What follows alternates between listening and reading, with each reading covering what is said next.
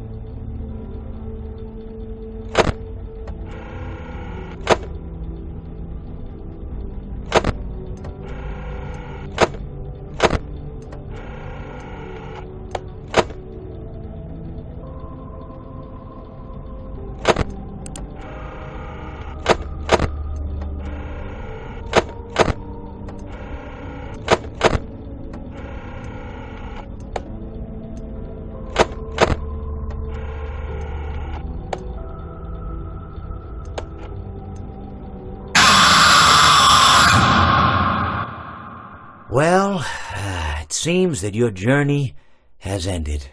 Very sorry about that. It was always going to end this way, of course. If it weren't by me, it would have just been by some other, terrible thing. Just, you could not imagine how terrible it would be. Just, I get scared thinking about it. I'm glad it's not me. It reminds me of a time I was speaking to my good friend Orville. We were sitting on a park bench watching the pigeons. I was on the left, he was on the... Oh, wait, was I on the right or left? Anyways, it doesn't matter. We were sitting on there watching the pigeons. And I said to Orville, "Friend, those birds are frozen." And he kind of looked at me like I'd lost my mind. But I reminded him that it was winter, and often birds will sit in a tree until they freeze. And then they sort of fall to the ground until the sun warms up and they can, move around again. So I said to Orville, "You might as well save those breadcrumbs until the birds thaw, because they can't very well enjoy them in the condition they're in." To which he asked what I meant, and asking what condition the crumbs should be in before he threw them to the birds, assuming that I meant the birds couldn't enjoy the breadcrumbs in the condition that the crumbs were in, when in fact I had meant the birds could not enjoy them in the condition that the birds were in, considering that the birds were frozen. So he took a moment and then threw his last handful onto the ground. I said to him, "Orville, why did you throw the breadcrumbs to the birds when I just told you they're frozen?" To which he responded, "The breadcrumbs are not frozen." Again, misunderstanding my words. I didn't mean to say that the breadcrumbs were frozen when I said I told you they're frozen. I'd been referring to the birds. In hindsight, what I should have said was, and this would make perfect sense, "Why did you throw the breadcrumbs to the birds when the birds are frozen?"